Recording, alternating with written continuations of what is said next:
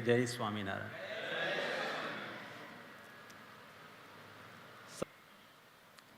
જે કાંઈ મારા વિશે તમે સાંભળ્યું એની પાછળ જેમણે ઉઘાડા પગે ખેતીમાં મહેનત કરી અને આ લાયકાત સુધી પહોંચાડવા મારી પાછળ રાત દી મહેનત કરી એવા મારા સ્વર્ગીય માતા પિતા,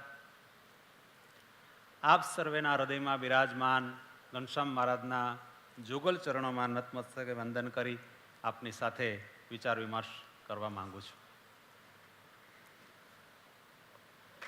અને બીજું, મારા ગુરુજી રાજકોટ ગુરુકુલમાં 7મા ધોરણમાં ગુરુવારની સભામાં વિદ્યાર્થીઓને બોલવા માટે પ્રોત્સાહિત ન કર્યા હોત અને એ શીખ્યા પછી અમદાવાદ ગુરુકુલમાં કોલેજોમાં મને ભાગ લેવા દેવામાં ન આવ્યો હોત તો હું આજે આ એક પણ સિદ્ધિ મેળવી શક્યો ના હોત. એટલે મારી સંસ્થા અને મારા ગુરુજીની સામે આ સિદ્ધિઓ મારા માટે ઝીરો છે. મોટા ભાગે મારા જીવનના અનુભવ, કોઈ પણ પ્રકારની સિદ્ધિ મળે, સંતો અને સાંખ્યોગી બહેનોના ચરણોમાં નતમસ્તકે વંદન કરીને એટલી વિનંતી કરીશ કે થોડા શબ્દો પારિવારિક વિષય છે એટલે ક્યાંક તમને એવું લાગે કે મર્યાદા બહારના છે તો મને માફ કરજો. આજે મારી કસોટી છે જે હું પીરસવાનો છું, કારણ કે અહીંયા ગમશે તો મને ત્યાં બોલાવશે. સમાજમાં તો જાઉં છું પણ મારી માતૃ સંસ્થામાં જવાની તક મને હજી ઓછી મળતી હોય સમયો સંજોગો પ્રમાણે, વિષયોને કારણે. પણ આ બહુ સરસ ક્રિએટિવિટી એક્ટિવિટી સંસ્થા તરફથી કહેવાય, મોટા સંતો તરફથી કહેવાય કે માત્ર સંતોને પાર્ષદો પીરસે એવું નહીં, પણ વિશેષ જેની પાસે કંઈ છે એનાથી પણ હરિભક્તો મેળવે. અને હરિભક્તોને એક આદત હોય, સંતો પીરસે એ સાચું, બીજું ખોટું. પણ સંતોની સાથે બીજા જે પીરસનારા છે એણે પણ, ભગતે બહુ સરસ વાત કરી કે વિશેષ વ્યક્તિઓ આખા સમાજમાં ઈશ્વરે એને મોકલા હોય ને એ લોકો એની રીતે મહેનત કરીને આગળ વધ્યા હોય, એના અનુભવનો નિચોડ હોય. હવે એ તો અમને ફેમિલી કોર્ટમાં જતા હોય એટલે હોય, આખા સમાજનો કચરો, દરેક સમાજનો કચરો છેલ્લે ફેમિલી કોર્ટમાં આવે. અને કેવી સરસ મહારાજની કૃપા કે એટલો બધો સુહૃદ ભાવ અમારી અંદર હોય. હું શરૂઆત જ ત્યાંથી કરું. એ પેલા એક નાનું એવું લેશન છે, ભગતે કીધું સહજ વાતો કરશે. એટલે તમારે સંસારમાં સુખ જોઈએ છે ને, એ સુખની વાતો હું કરવાનો છું અને સંપૂર્ણપણે સાચું બોલવાનો છું, જરા પણ એમાં ખોટું નહીં આવે. તો મૂળ વાત ઉપર આવીએ કે દાંપત્ય જીવન અને પારિવારિક જીવન, જેના ઉપર ઈશ્વર કૃપાથી મારું ઘણું નોલેજ છે. પારિવારિક વિષય છે એટલે મારા પારિવારિક ગુરુ જે છે એને હું યાદ કરીશ, મનસુખભાઈ દુધાત. મારા સંસારમાં જે સુખ છે એમાં ક્યાંક ને ક્યાંક મનસુખભાઈ દુધાત અને એમના ધર્મપત્નીનો હિસ્સો છે, એની સમજનો હિસ્સો છે. એટલે હું એને યાદ કરું છું. મને ખબર નથી હરિદ્વાર ઋષિકેશ છે કે અમદાવાદ છે, પણ તમે બધા અમદાવાદથી આવ્યા એમને મારી યાદ આપજો, જય સ્વામિનારાયણ કહેજો.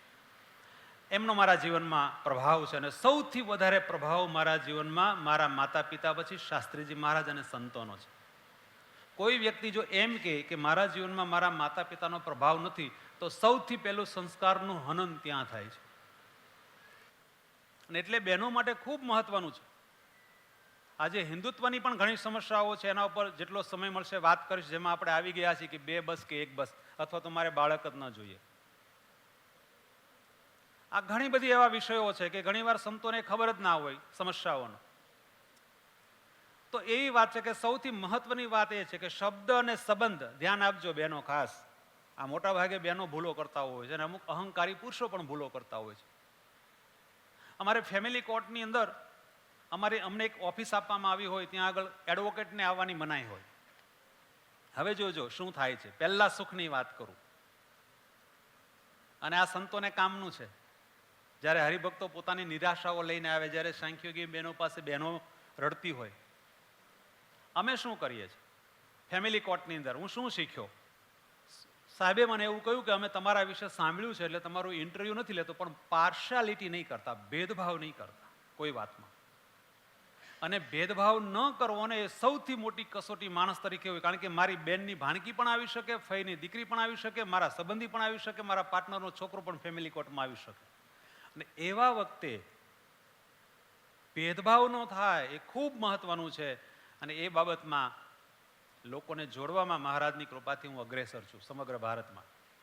અને એનું સર્ટિફિકેટ પણ જજ સાહેબે આપેલું છે. તો સૌથી પહેલા અમે કોર્ટમાં શું કરીએ છીએ, જે આપણે ઘરમાં કરવાનું છે એ કરતા નથી. સમસ્યાઓ ત્યાં સર્જાય છે. શબ્દ અને સંબંધ બંનેની કિંમત ત્યારે સમજાય છે જ્યારે એ છૂટી જાય છે. એક મોઢામાંથી, શબ્દ મોઢામાંથી અને સંબંધ જીવનમાંથી જ્યારે નીકળી જાય, અને મોઢાની અંદર શબ્દ મતલબ મધુરતા નથી, અને સંબંધની અંદર સંબંધ એટલે એની વિશેષતાઓ નથી. શબ્દ અને સંબંધ એની કિંમત છૂટી જાય ત્યારે થાય છે. મોટાભાગે જે મૃત વ્યક્તિના આપણે વખાણ કરતા હોઈએ. બહેનોને મારે ખાસ કહેવું છે, આની અંદર સૌથી મોટી ભૂલો થતી હોય તો બહેનો તરફથી થાય છે. શબ્દ આપણે જાણીએ છીએ કે મહાસતી દ્રૌપદીને જે સમસ્યાઓ આવી એ શબ્દમાંથી આવી. એ શબ્દ નકારાત્મક હતો, અને મા સીતાને જે તકલીફ આવી એ પણ એક શબ્દમાંથી આવી કે મને એ જોઈએ છે. ખાલી જોઈ લીધું હોત તો પ્રશ્ન નહોતો, પણ નહીં, મને હવે જોઈએ જ છે. જો આ બહેનો છે ને એ અહમ લાગણી સાથે જન્મે છે, અમારા ફેમિલી કોર્ટના અનુભવ પ્રમાણે, અને પુરુષો અહમ સાથે જન્મે છે. આ ટકરાવ ઈશ્વરે એવો મૂક્યો છે કે જિંદગીભર એમાંથી પ્રભુ પ્રાર્થનાનો સમય મળતો નથી. લાગણી સાથે એટલે એક નાનકડી એવી મિસ્ટેકમાં આંખના ખૂણે 8-10 આંસુ આવી જાય. અને પુરુષનો અહમ, આપણે સંસારમાં આમાંથી જેટલા છે પુરુષો, હું 100% કહું છું ખાતરી સાથે કે એના પરિવારમાં એનાથી અહમ ન કરવાની ભૂલ ન થઈ હોય એવું બને જ નહીં. રૂપનો અહમ, અને મને તો સારું છે ભગવાને બધા કરતાં વધારે સુંદર બનાવ્યો છે, એટલે મારે રૂપનો અહમ કરવાનો તો આવે જ નહીં. ગમે એ એંગલથી ફોટો લે કાળો જ આવે, એટલે મને એમાં બચાવ્યો છે. પણ હું જ્યારે નોકરી લેવા જતો અમદાવાદમાં ત્યારે મને ઉપયોગી થાય. મને લોકો સાઉથ ઇન્ડિયન માને, લે કે આનું ઇંગ્લિશ સારું હશે, પાછી હાઈટ હતી, એટલે મને 50% એમને પાસ કરી લેતા. બરાબર. રૂપનો અહમ સૌથી મોટે ભાગે બહેનોને જો કોઈ મારતું હોય તેને રૂપનો અહમ મારે છે. અને પુરુષ જો સુખની જ વાતો કરવી હોય તો હું સ્પષ્ટ બોલીશ, ગમે તેવા રૂપવંતી સ્ત્રી હોય, પણ જો પુરુષનું સ્વમાન એના શબ્દોથી ગવાયું એટલે એ પુરુષ માટે એ સ્ત્રી માટીની થઈ જાય છે. પછી માતા પિતાની બાબતમાં વિરુદ્ધમાં બોલવાની વાત હોય, સગી બેન માટે બોલવાની વિરુદ્ધની વાત હોય, પારિવારિક બાબતમાં બોલવાની વાત હોય, કે ધર્મ વ્યવસ્થા માટે, કોઈ પણ બેન, પરણિત સ્ત્રી પોતાના પતિની આગળ એનું સ્વમાન ઘવાય એવી કોઈ પણ જાતની વાત કરે, એ જ દિવસથી 1 કરોડ રૂપિયાનું માનવાળી સ્ત્રી એ ઘરની અંદર માત્ર 0 કોડીની કિંમતની પુરુષના હૃદયમાં થઈ જાય છે. પછી આપણે ગમે એટલું માળા અનુષ્ઠાન કરીએ, આ કરીએ, અમુક બહેનો તો પછી જોવડાવવા જાય કે મારા પતિ મારા કયામ નથી. ભાઈ ક્યાંય ભૂત ભૂવામાં જોવડાવવા નથી જવાનું, ખાલી સ્વભાવને થોડો મેન્ટેન કરવાનો છે, મેનેજ કરવાનો છે. પુરુષની વાત કરીએ, સૃહદ ભાવ આપણે લાવવો છે, એટલે સૃહદ ભાવ તો ત્યારે લાવશો ને જ્યારે તમારી અંદર પડ્યું છે હું બારું કાઢી નાખું. પાછું જ તમારા જીવનનું ઉપયોગી બોલવાનો છે. તો સૌથી મહત્વની વાત છે કે ઘરની અંદર શીખવું અઘરું છે. આમાં ઘણા ગંભીર મારી વાતો છે. શીખવું સૌથી અઘરું છે. સમજો પાછળનું વાક્ય.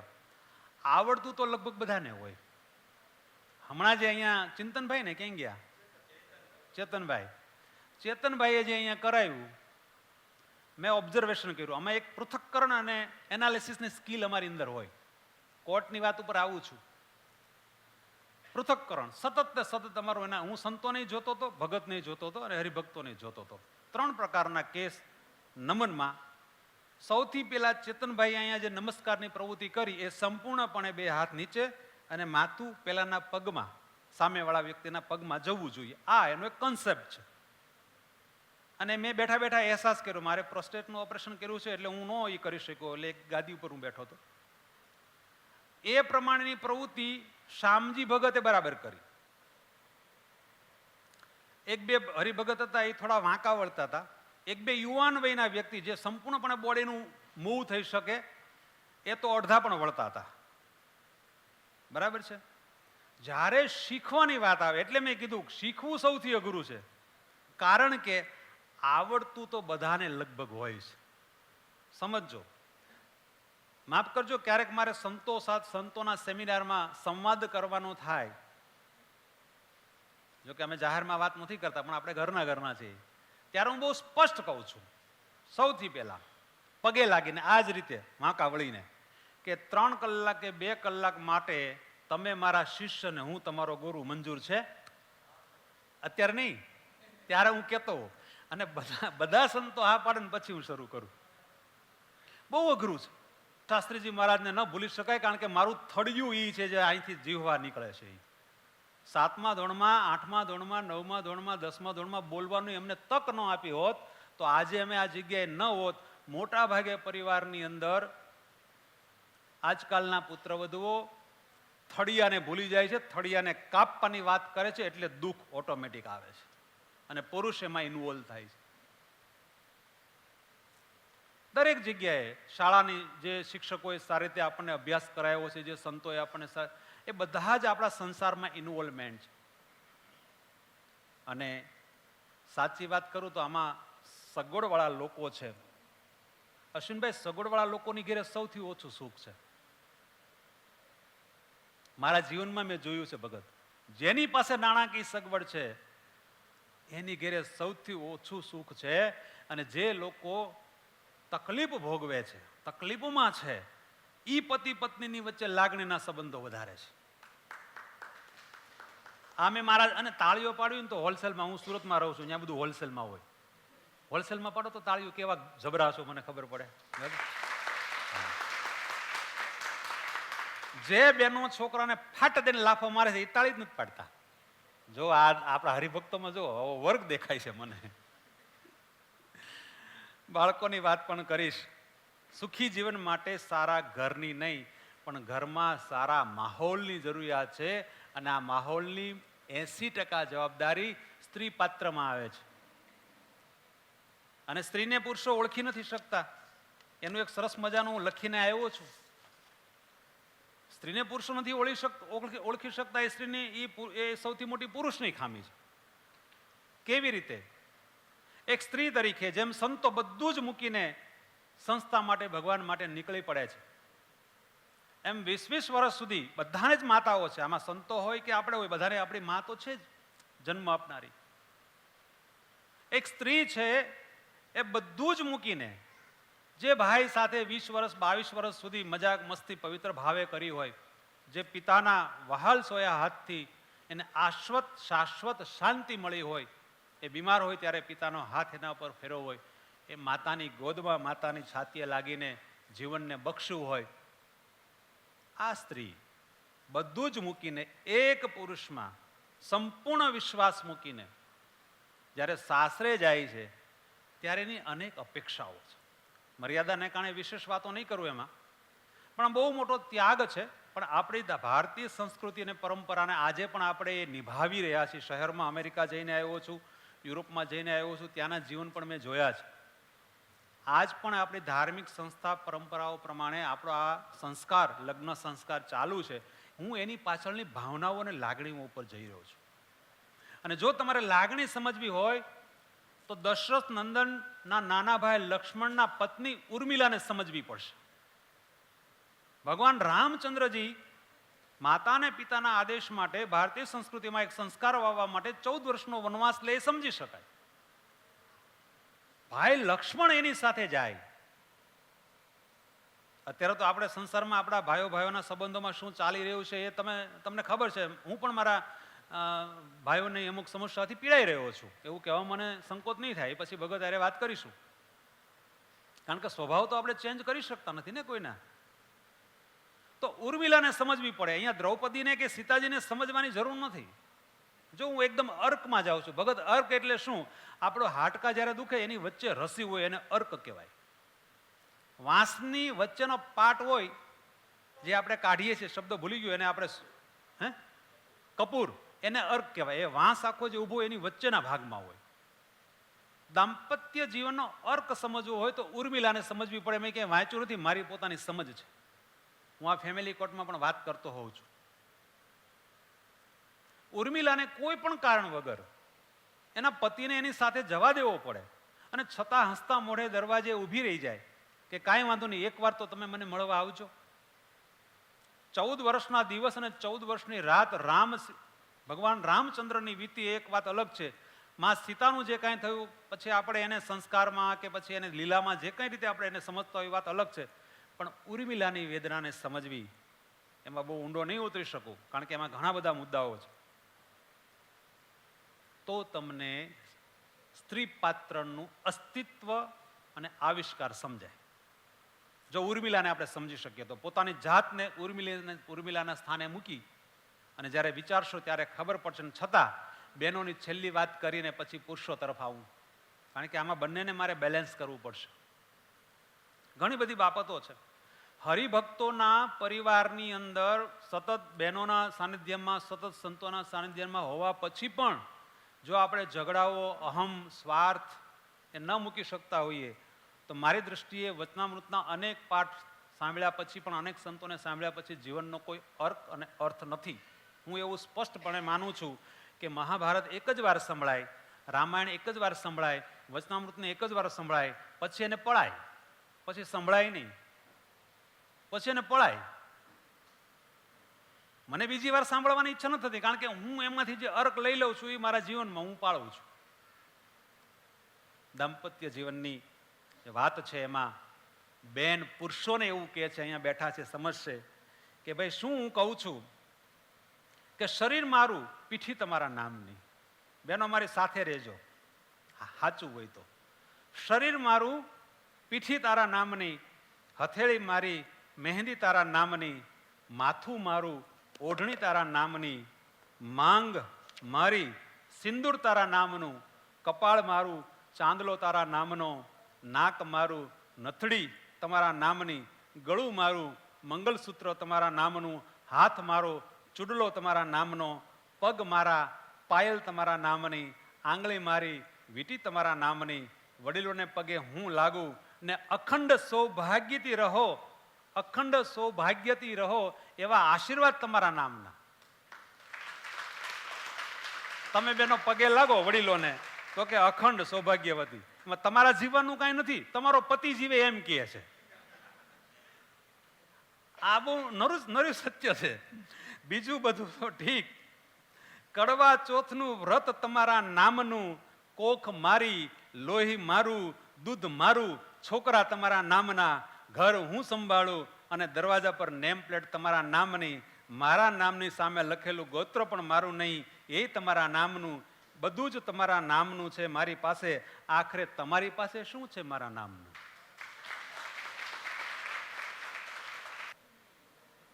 પણ પુરુષો ભોળા બહુ. જો ઈ પાછા નહીં માને. પુરુષો બહુ ભોળા. બિચારા એક વખત હગાઈમાં એટલી અવળાઈ કરે ને એવી આઘા પાછી કરે, ભગત 3 વર્ષ પછી અમારું કોઈ દી હાલ્યું જ નથી. 2 કે 3 વર્ષ અમારું હાલે, પછી કે ઈ કે એમ, ઈ કે એમ, ઈ કે એમ. શક્તિ તો છો તમે. અમારી કોઈ અવળાઈ પછી 2-3 વર્ષ લગ્ન ના થઈ જાય પછી હાલતું નથી. અને ત્યાં સુધી તમે જાળવી જાઓ એટલે તમારું જ રાજ હોય. અમારે કોર્ટમાં આવે બેનો દીકરીઓને કહું કે બેન અમુક હું તીખા સ્વભાવના બહુ હોય, બેટા તું થોડીક શાંત રહે, આવું બધું ન બોલાય, 2 વર્ષ જવા દે, તું અત્યારે ખીલે છો, આખી જિંદગી તારા ખીલે ઈ રહે. અને પછી જે સમજી જાય ને એ સુખી થઈ જાય. લ્યો એ પાછી મને મળે ને, સાહેબ તમે કીધું તું ને, બહુ રેડી હો. હું કે છું, કારણ કે ઓલો એવો ગોધાની જેમ કામમાં પરોવાઈ જાય, આમથી પૈસા ન આવતા હોય, બરાબર, દિવસે પાછું બાઇક ભટકાણું હોય, બેંકમાંથી ચેક રિટર્ન થયો હોય, એવો ખેંચાઈ જાય, એવો ક્રશ થઈ જાય ને, ઘરે જઈને બોલવા જેવો ન રહે. જે બેનો અહીંયા બેઠા છે એની મારી વિનંતી છે, પુરુષો ઘરે હૂંફ લેવા આવે છે, તમે એને હાંફ ન ચડાવી દેતા. એ બિચારો એમે ગોધા જેવો થઈ જાય છે. આ ભલે પૈસા વાળા બેઠા, એની હાલત ઈ જ છે. મોટા બિલ્ડિંગમાં મોટી તકલીફો હોય, અમે નાના છીએ, નાની તકલીફો હોય. સમજી લ્યો, આ જેટલા અહીંયા હસતા ચહેરે જય સ્વામિનારાયણ કરે ને, એની અંદર વેદનાઓ ઘણી ભરેલી છે. માલિકો એ આપણને મળે ને તેને મજા આવે છે. એક હારો માણસ મળ્યો, એક હારો માણસ મળ્યો. ઓલી બધાને મૂકીને વહી આવી તો એનામાં એને હારો પણ ન દેખાતું હોય. કારણ કે સ્વભાવ એટલે મેં કીધું ને, શબ્દ અને સંબંધ છૂટી જાય પછી બહુ તકલીફ પડે છે. અને આ વાત તો સંતોએ ધ્યાન રાખવા જેવી છે, કારણ કે પછી શું થાય કે ન્યૂઝપેપરમાં આ તેની વિરોધને બહુ બધું આવવા મળે, તકલીફો થાય છે હરિભક્તોને. કોઈ પણ વક્તા હોય, કોઈ પણ શ્રોતા હોય, બધાએ વસ્તુ સમજવા જેવી છે. અને એ તમને કહી દઉં, અશ્વિનભાઈ, એસી તો તમે ઘરમાં લગાવી દેશો બધી જગ્યાએ, ભીતો તો ઠંડી થઈ જશે, પણ સંબંધોમાં ભેજ ક્યાંથી લાવશો? ભીતો ઠંડી થઈ જવાથી ઘરના સભ્યોને કઈ હૂંફ મળી જાય એવું નથી.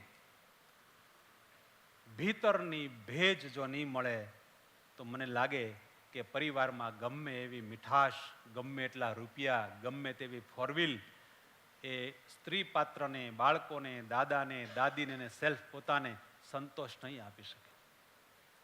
ખૂબ એટલે ખૂબ 5 માળા એકવાર ઓછી થશે ને તો, મેં જે કાંઈ શાસ્ત્રો વાંચ્યા છે મને એવું લાગે છે કે 5 માળા ઓછી થશે તો કદાચ ચાલી જશે, પણ ઘરના 5 સભ્યો તમારાથી સંતુષ્ટ નહીં હોય ને તો મને લાગે મોક્ષ પણ બગડશે. ખૂબ જરૂરી છે જે લોકો સંસારી છે એને ભગવત સ્મરણ જરૂરી છે, આસ્થા જરૂરી છે, પણ જ્યાં સુધી સ્વભાવમાં બદલાવ નહીં આવે. બહુ સંતો સ્વભાવ પર બોલે, એ બધા સંતો જે બોલે છે મહાપુરુષો જ્ઞાન અને એના અનુભવો, પૂર્વજોના અનુભવોના આધારે કે હું તો મારા અનુભવ પ્રમાણે કહું છું. 75 કલાક ને 32 મિનિટનો 2014માં ધનતેરસના દિવસે સંકલ્પ થયો, અને સંકલ્પ એટલા માટે થયો કે જગતના ઉદાહરણ હું ટ્રેનિંગોમાં આપું છું, મારું શું ઉદાહરણ.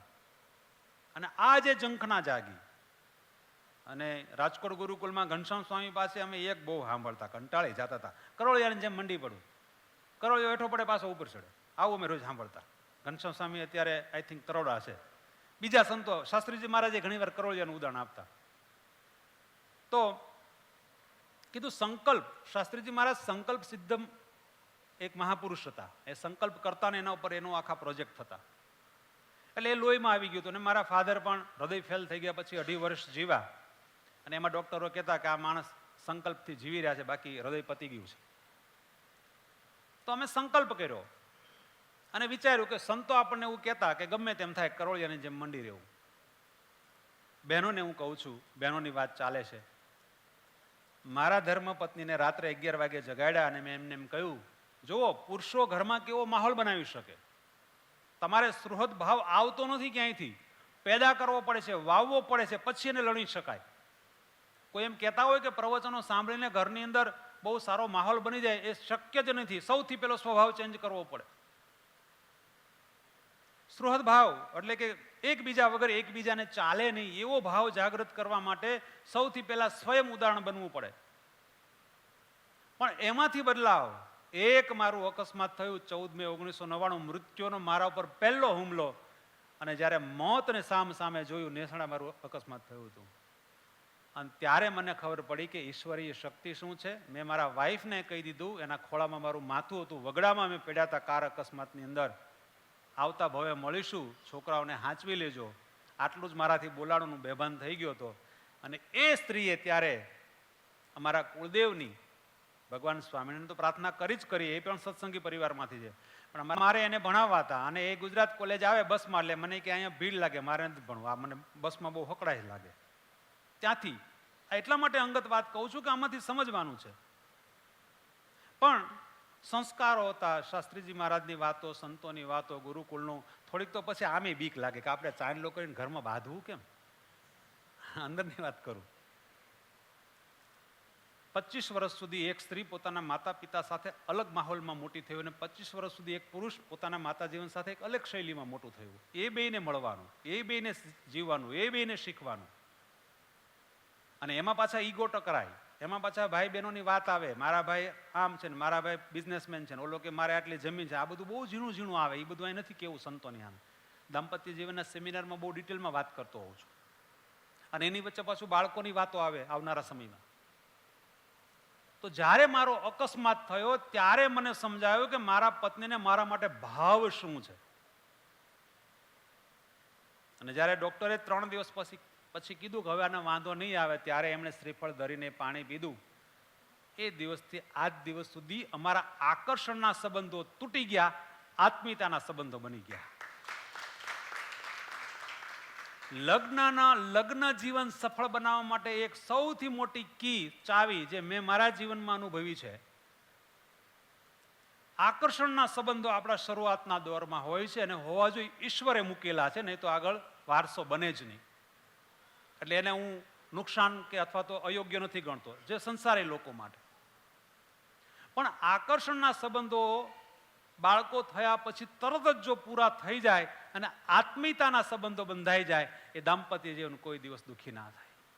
2014માં સંકલ્પ કર્યો ગિનિસ બુકનો, 60 કલાક ને 29 મિનિટનો હતો. મેં પહેલા જ દિવસે નક્કી કર્યું 75 કલાક બોલું છું, બાકી હું 61 કલાક બોલું તો પણ વર્લ્ડ રેકોર્ડ થાય. અને ગુરુકુલમાં અને ગુરુકુલના નામ સાથે કરવો છે. પછી તો હું 2015માં અમેરિકા ગયો અને ત્યાંથી આવીને જાન્યુઆરી મહિનામાં હરિપ્રસાદ સ્વામી, આપણે રાજકોટ ગુરુકુલમાં, એ જ ને, શાસ્ત્રીજી મહારાજના અક્ષરવાસ પછી એમણે અનાજ છોડેલું અને મગના પાણી ઉપર એણે 6 મહિના સુધી સતત ભગવાનનું સ્મરણ કરેલું. એ મેં યાદ કર્યું અને મેં પોતે જાન્યુઆરીમાં અનાજ છોડ્યું. શું કામ? 75 કલાક 4 દિવસ ને 3 રાત્રિ બોલવું હોય, કલાકે 5 મિનિટનો સમય મળે, ડાયજેસ્ટ પ્રક્રિયા શરૂ થાય, ખાઈએ તો ઊંઘ આવે, એટલે જમાય તો નહીં જ. ઘરની અંદર પ્રગતિ થાય, પિતાની પ્રગતિ હોય, રૂપની પ્રગતિ હોય. અને જો આપણે માનીએ કે મારા મમ્મી પપ્પાને કારણે મારું રૂપ છે, હું કાંઈ નથી, મારા મમ્મી પપ્પાની મહેનતને કારણે ઘરમાં પ્રગતિ છે, હું કાંઈ નથી, તો ઘરમાં ઝઘડા ન થાય. હા, ઝઘડા કરવાનું કારણ એ છે, અશ્વિનભાઈની 2 સાઈડ સારી ચાલી જાય, એને એમ થાય કે હું જ કરું છું એટલે ભાઈઓમાં ઝઘડા થાય. તમારી નામ ખાલી લઉં છું, જસ્ટ તમે માનતા. સમસ્યાઓ આ રીતે સર્જાતી હોય છે. તો આપણે એને, મેં કીધું એમ કે દિવાલો ઠંડી થઈ જાય તો એનાથી માણસને ઠંડક ન મળે, પણ ભીતરનો ભેજ એટલે હૂંફ જો એકાબીજાને મળે તો આપણા જીવનમાં ઠંડક આવે. હવે હમણાં આપણે, મેં તમને જે વાત કરી હતી બોલવાની, તો એમાં મેં એક વાત લખી હતી કે જીભ પરની ઈજા જે છે ને એ સૌથી પહેલાં રૂજાઈ જાય છે. સાયન્સ એવું કહે છે, ચામડી જલ્દી ભેગી થાય. અમારે ગીર વિસ્તારની અંદર ભૂંડ આવે રાત્રે, દાંતવાળા. એને ગમે એવો ભાલો મારીએ ને, એ પછી મને આપવાનું. ભગતને વાંચવું હોય તો આપો, મને આપજો. તમે એમાં એક કરી રાખો, જે બેનનું નામ હોય ને એની વાંહે એના પતિનું નામ હશે, એનું પતિનું કાગળિયું એની હારે જોડી રાખો, પડખે પડખે. હમણાં એની જરૂર પડશે, બહુ મજા આવશે એમાં. સુખ ક્યાંથી નથી મળતું ને એના કારણો તમે જ હમણાં અહીંયા પરીક્ષા આપી છે, એમાંથી હું તમને આપી દઉં છું. બરાબર? મોટા સંતોને હું ગમે એ જો અમને ખબર પડી જાય તો વહેલા રાજી કરી ગઈ, પણ એ ખબર ન પડે તો સાધુજીઓનું 20 વર્ષ થાય તો આમત્રા હું હાલતું હોય બધું. એવું અમારા હરિભક્તોમાં હોય કે શાસ્ત્રીજી મહારાજની રુચિ શું હતી, જે સંતોને ખબર પડી ગઈ ને એ સંતોએ પછી એ અપનાવી લીધું. આમાં ઈ જ છે, બીજું કાંઈ નથી. હમણાં આવશે બધું. બહેનો, વૃક્ષને પણ નીંદર ના આવે જ્યાં સુધી છેલ્લું પક્ષી માળામાં પાછું ના આવે. આ તમને બાળકો માટે કહું છું, બહુ સરસ પોઈન્ટ છે. વૃક્ષને પણ ત્યાં સુધી નીંદર ના આવે જ્યાં સુધી છેલ્લું પક્ષી માળામાં પાછું ના આવે. તમારા ને મારા દીકરા આજે યંગ છે, યંગ જનરેશન છે, કેટલી છૂટ આપશો? કેટલી છૂટ આપશો? એની પણ કઈ મર્યાદા હોય? પરણિત સ્ત્રી રીલમાંથી નવરી ન થતી હોય તો એમાં 5 વખત જન્મંગલ પાઠ થાય કેવી રીતે? હલો, બહુ રીલ ગમે. સંતોને અને સાંખ્યોગી બહેનો તે ન ખબર હોય કે રીલ શું છે. એ સૌથી મોટું દર્દ છે બહેનો, એટલે આ લોકો નથી સુધરતા.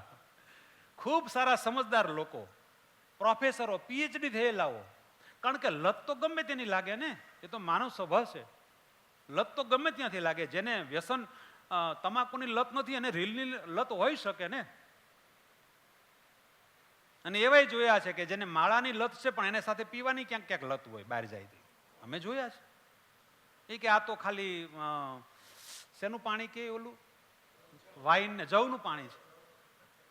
તો જવનું પાણી હોય તો શ્રીજી મહારાજને વાંધો નહીં, પણ કંઈક વાંધો હોય તો જ એને ના પાડી હોય ને.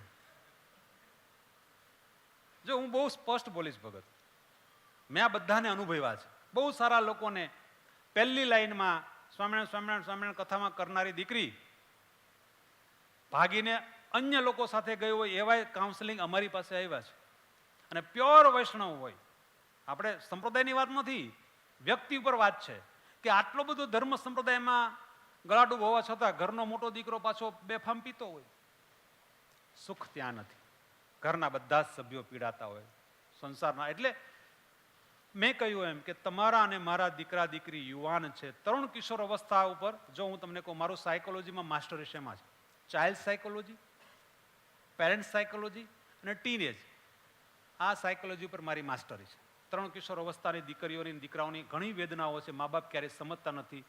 હવે હું ફેમિલી કોર્ટની વાત ઉપર આવું, આટલું સમજાવ્યા પછી કે શું કરીએ છીએ અમે ફેમિલી કોર્ટમાં, અથવા મારી ઓફિસે દર વર્ષે 500-700 દીકરીઓને ખોટા રસ્તે આગળ વધ્યું હોય એનું નિઃશુલ્ક કાઉન્સેલિંગ કરું છું, દીકરીઓ પાછી વળી જાય છે. એ ભગવાનની કૃપા છે.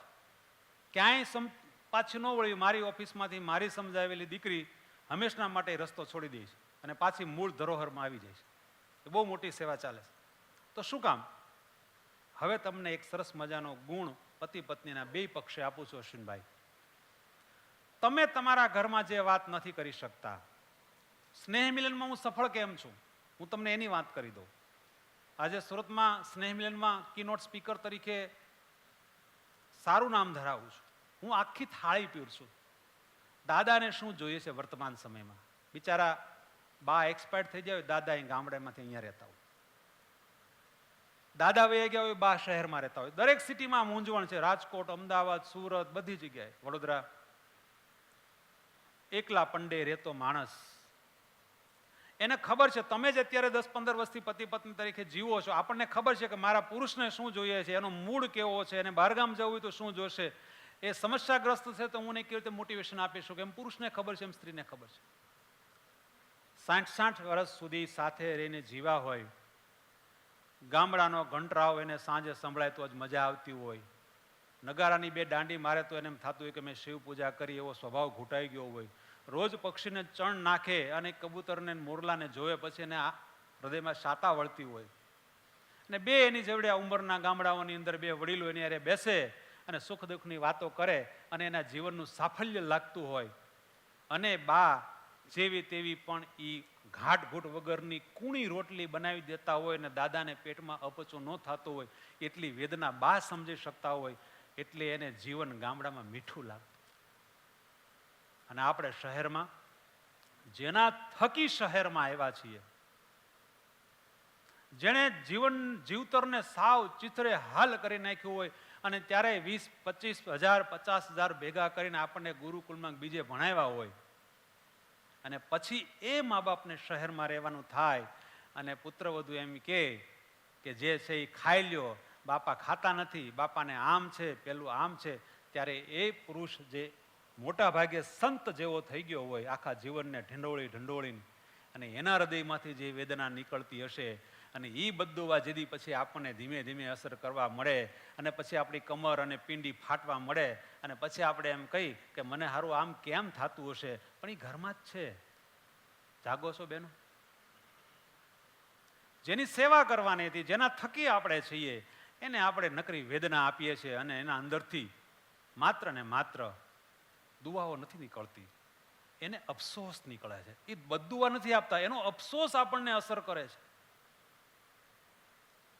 આને કારણે આપણે સમસ્યાગ્રસ્ત થઈએ છીએ. સ્નેહ મિલન સમારોહમાં એ વડીલોની વિસંવાદિતતાની કૌટુંબિક વ્યથાને હું વાચા આપું છું.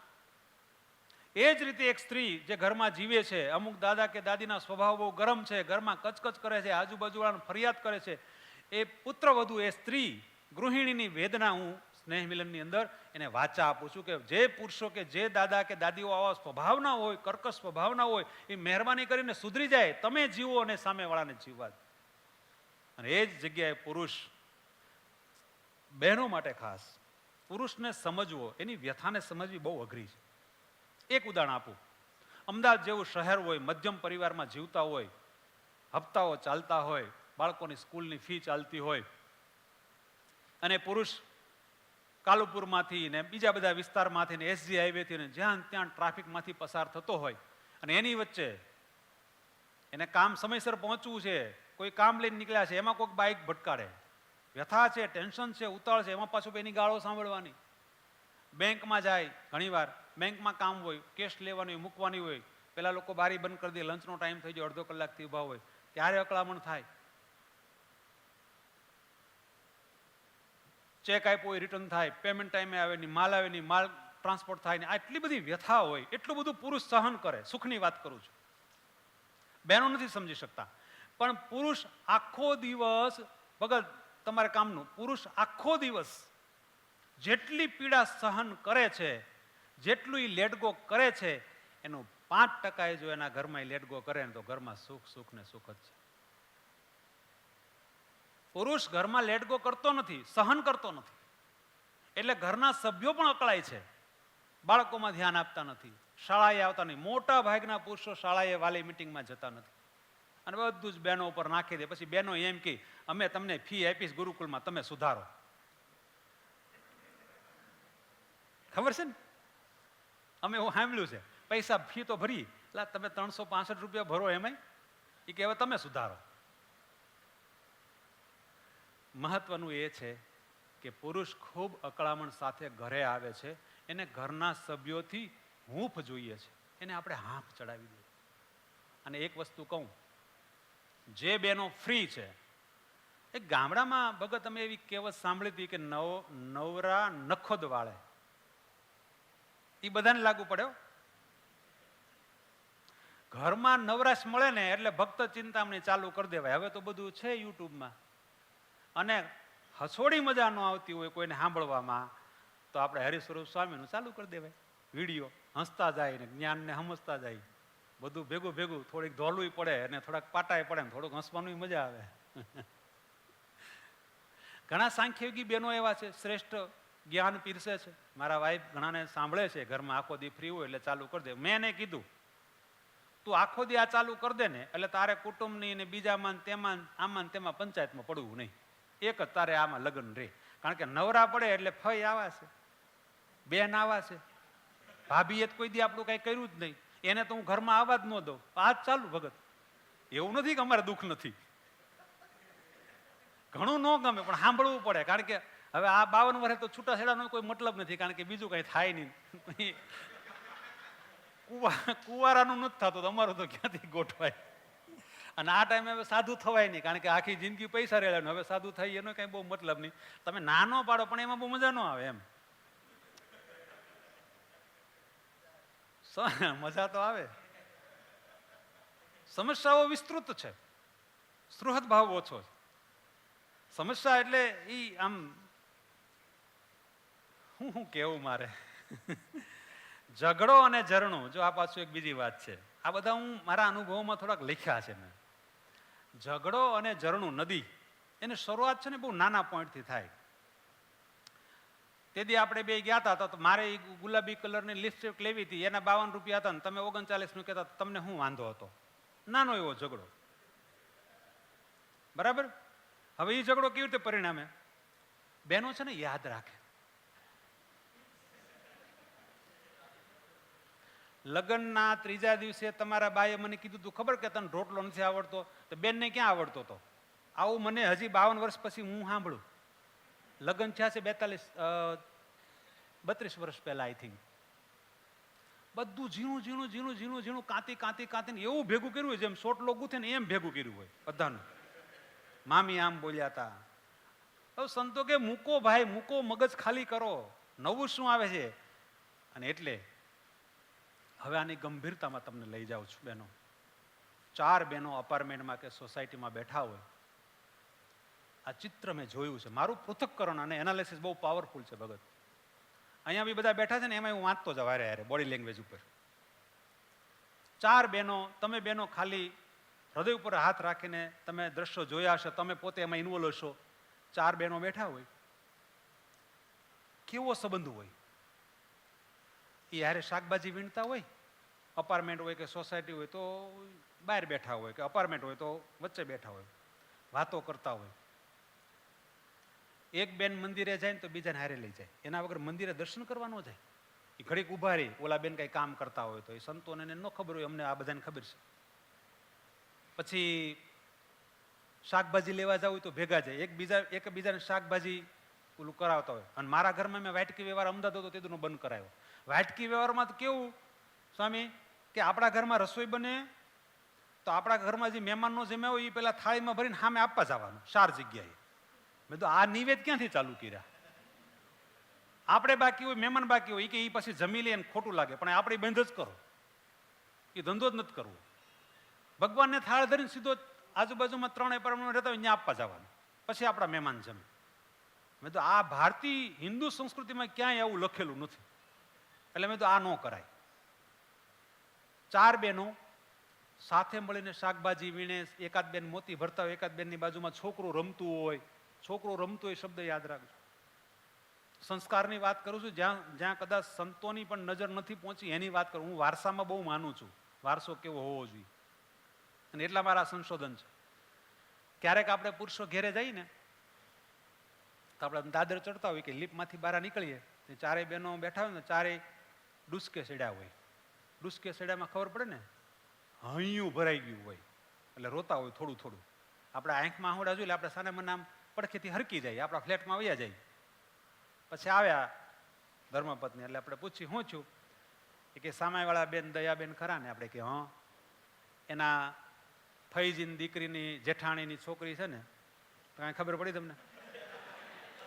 એને દાખલ કરીશ હોસ્પિટલમાં. બિચારીને મારી બહુ એને ઘરવાળાએ એને સાચવતા નથી. તે દયાબેન એની વાત કરતા હતા ને, મને જરાક હૈયું ભરાઈ ગયું. તો આપણને એમ થાય સારું આટલી જ દયા ભાવ અંદર છે, આટલી કરુણા તો માલકોર છે કોકના માટે, ભલે આપણી બેન માટે નથી, આપણા બા માટે નથી, પણ કોકના માટે તો આટલી કરુણા છે, પડોશીમાં સારું રહે, આપણને એમ લાગે.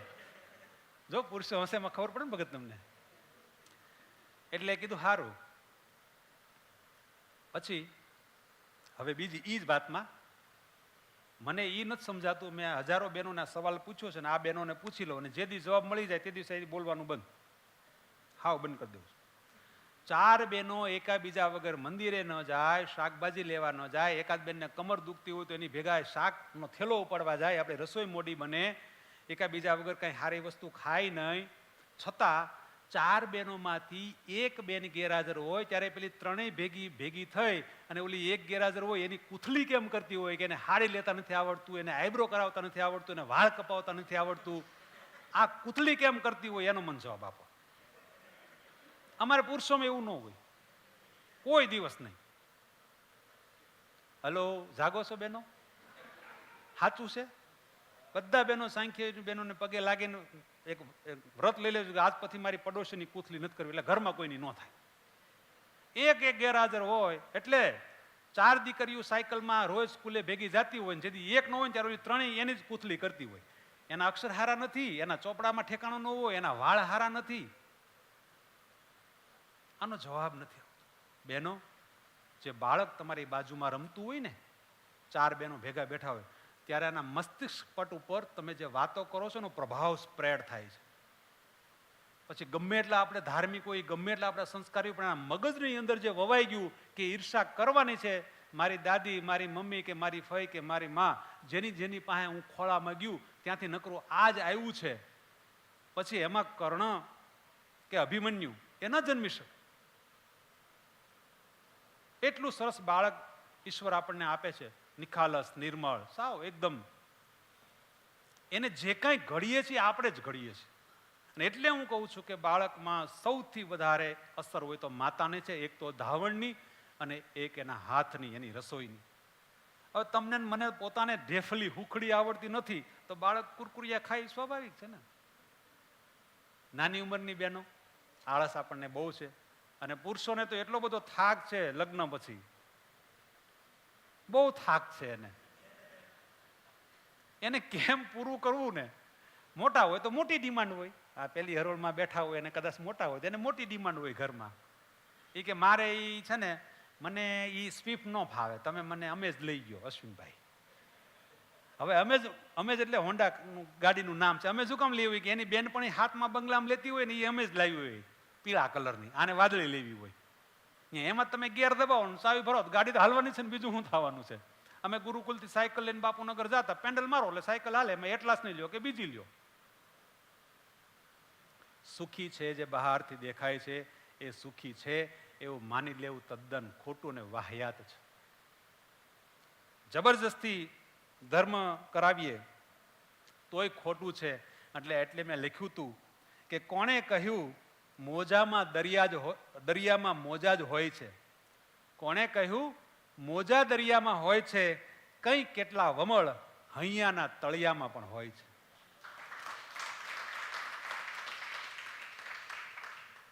બહુ બધી વેદનાઓ એક એક વ્યક્તિને અહીંયા પડી છે.